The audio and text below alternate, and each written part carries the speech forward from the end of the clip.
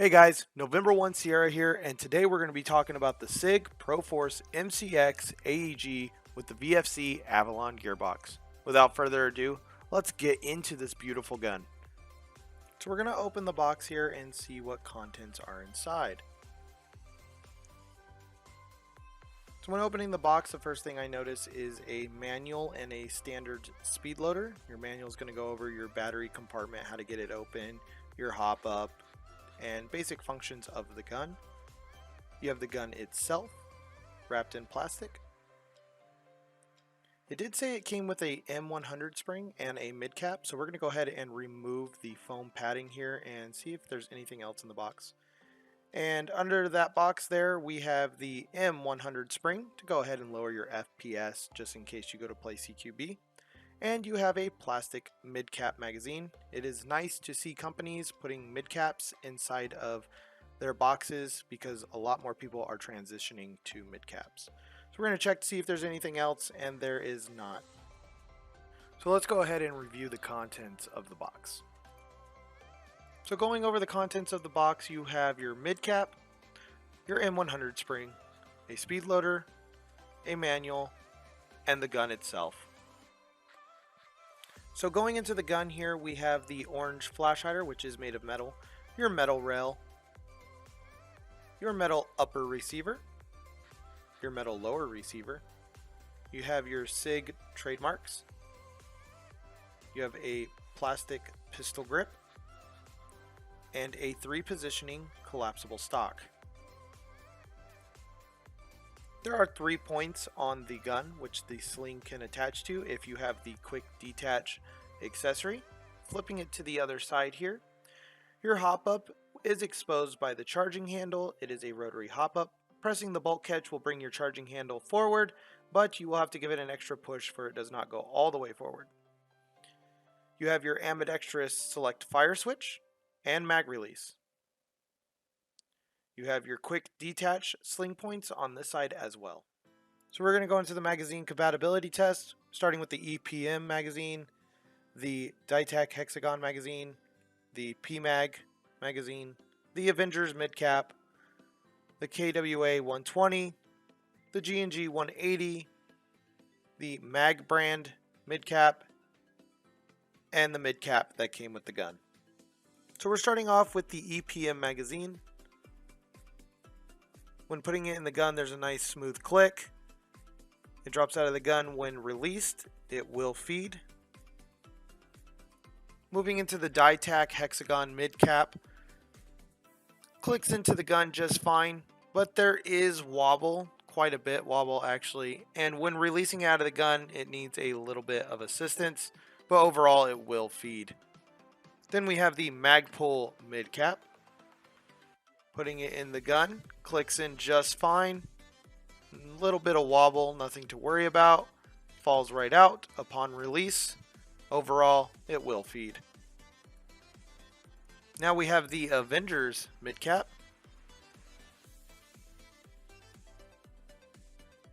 Putting it in the gun, clicks in just fine. Hardly any wobble. Upon release, falls right out of the gun. Overall, it will feed. Now we are going to go over to the KWA 120 mid-cap magazine. Going to go ahead and put it into the gun. Slight issues, does not want to click in. Unfortunately, will not work in the MCX. So we're going to go over the G&G 180 magazine that I got out of their G&G 416. Clicks in just fine, hardly any wobble in it at all. Upon release, needs a little bit of assistance to come out. Overall, will feed. Now we're going to go into the Mag brand mid-cap magazine. Upon placing it in the gun, clicks in just fine, a little bit of wobble, pretty sturdy overall. Upon release, falls out. Overall, will feed in the MCX. Now going into the mid-cap that came with the MCX.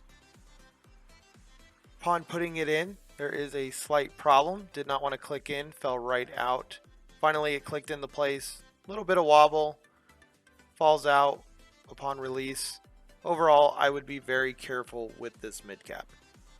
So going over the magazine compatibility here, the EPM works, the DITAC hexagon works, the PMAG works, the Avengers midcap works, the G&G 180 works, the MAG brand midcap works. Its own midcap had issues clicking in, so a little iffy, and as per usual, the KWA 120 did not work. So let's go check out this thing's FPS. I will be using EPMs and .25s.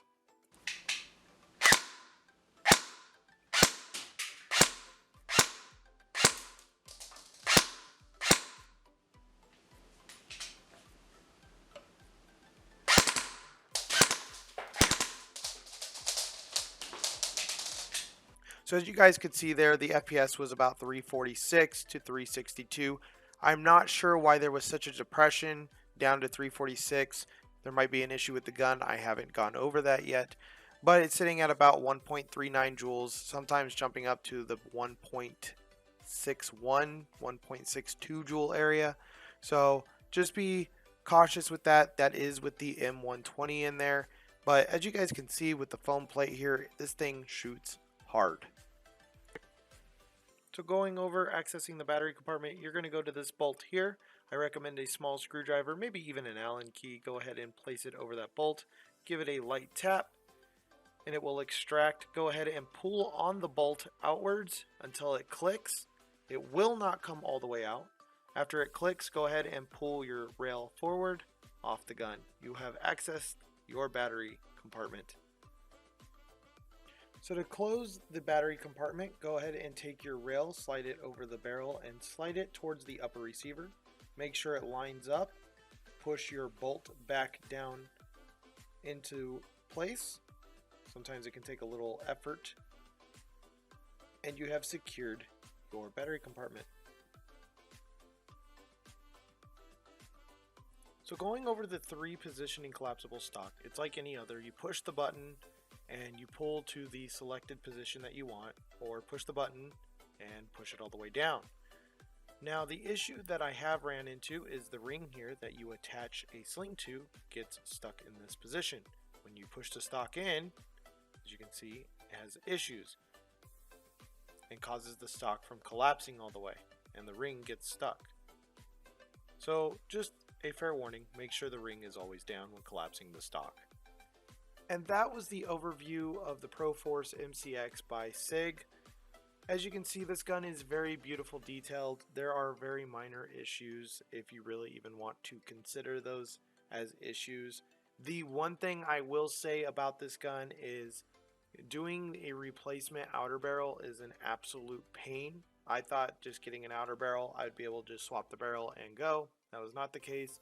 Even if you want that flash hider off and you get a brand new outer barrel, you still have to get it off to get the gas block. It is one of the most pain in the butt things I have ever had to deal with. I pretty much grinded my flash hider off the original barrel. It is what it is. I'm sure there was easier methods. I tried boiling it to get the glue to melt. That didn't work. I used pipe wrenches, channel locks, everything.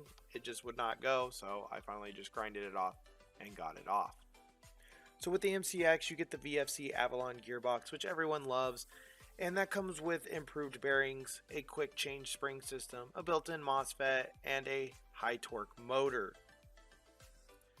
Already installed is the M120 spring, but you do get that M100 spring to bring down that FPS, which I already had to use. I went to Operation Narcos in Lion Claws, and with the M120, it unfortunately was shooting too hot with that 1.61 joules.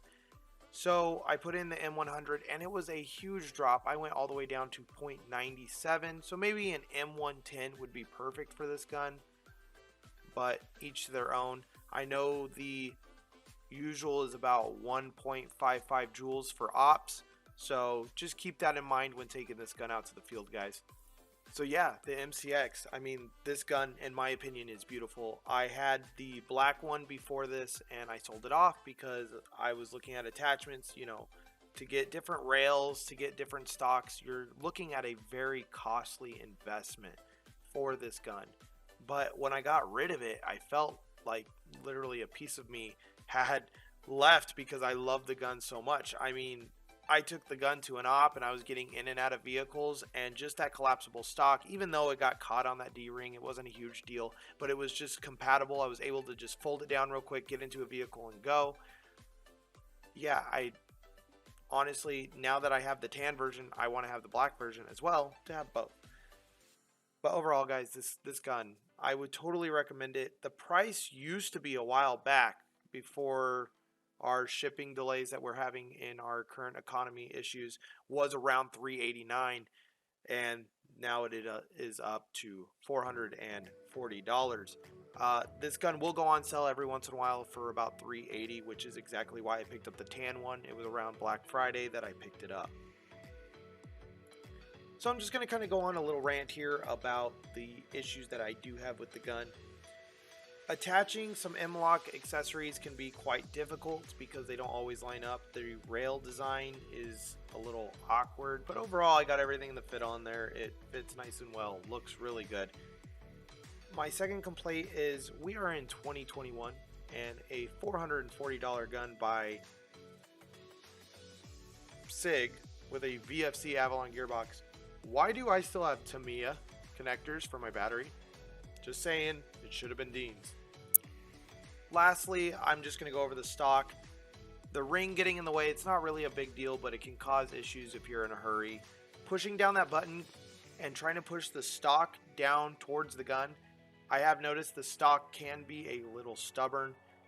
At some points, as you could see through some of this video, I would struggle to get the stock to go all the way down. And when you did get it all the way down, sometimes it wouldn't secure properly, so you had to give it a good smack to make sure it's secured into place. But overall, guys, I mean, this gun, even for $440, I would buy it again.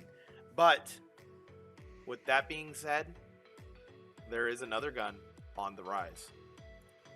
So as I was doing this video, I was browsing evike.com, and I couldn't help but notice in April of 2022, they are coming out with the SIG MPX for $450. I cannot wait to get my hands on this. Man, what a combo that would be to have the MCX and the MPX all together. From what I'm reading here, it does come with the VFC Avalon Gearbox as well.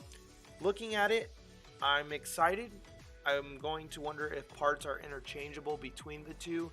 I would like the stock from the MPX to actually go on my MCX, and then the PDW stock from my MCX to go onto the MPX. And there's slight grooves on the MPX where it looks like the collapsible stock can actually fit.